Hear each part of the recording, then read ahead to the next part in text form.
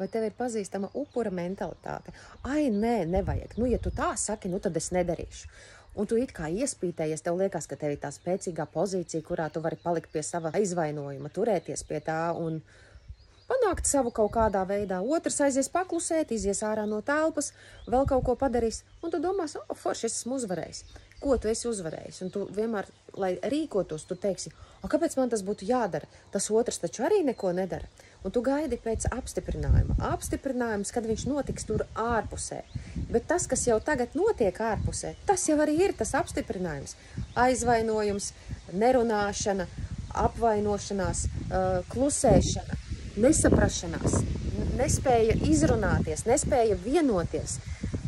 Vienkārši visu laiku viens ne.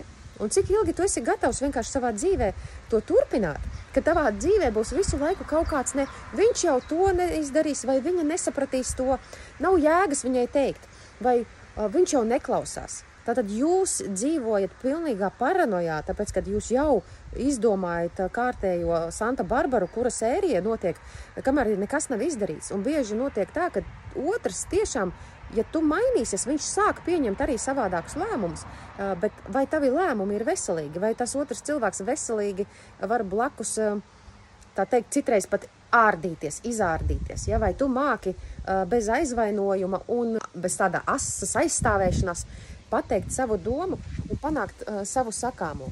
Tā kā tas bieži vien tā nenotiek, un līdz ar to sanāk tā, ka šie upuri, viņi dzīvo tajā mūžīgajā trūkumā. Man viss trūkst, mani vajag pažēlot, un man nav apstiprinājuma.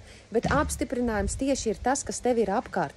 Ja tu to negribi pavairot, tev jāierauga vienkārši tās savas programmas, savas lietas, kas tad tev spiež uz tām varžacīm, kas visu laiku tev kaitina, jo tajā brīdī, kad tu saki, man nav apstiprinājuma, un tad, kad viņš mainīsies, tad es arī izdarīšu kaut ko. Un tad, kad viņš par mani padomās, tad es arī viņam kaut ko izdarīšu. Bet tā tas nenotiek. Mums dzīve netiek iedot avansā. Tev jāsaprot, ko priekš tevīm vajag. Tev jāsaprot, ko no tā kvantu lauka paņemt.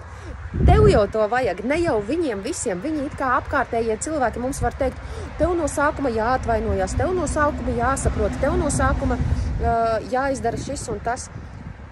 Tās ir prasības, tā nav vienošanās, tas ir aizvainojums, kas runā. Bet ja tu gribi saprast, kas tiešām tev ir vajadzīgs, turpini iet savu ceļu, bet tāpēc terapija tas ir veids, kurā tu to viegli vari izprast, ātri mainīt, ja tu strādā ar zemapziņu.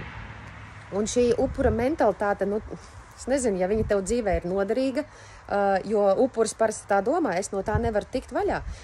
Tad iespējams tu vēl ļoti ilgi ar to mocīsies un varbūt pat nekad netiks no tā vaļā.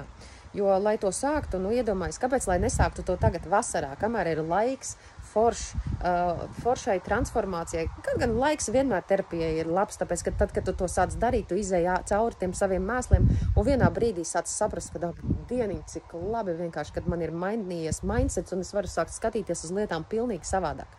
Tā kā aicinu tevi arī pieteikties bezmaksas konsultācijām, lai tu saprastu, cik vērtīga ir iegūtā dzīve, cik vērtīga ir satikšanās pašai vai pašam ar sevi, lai tu nevarētu atkal turpināt to upurīgo dzīvi, kurā tu vaino visu laiku citus un saki, ja nav, tad nav.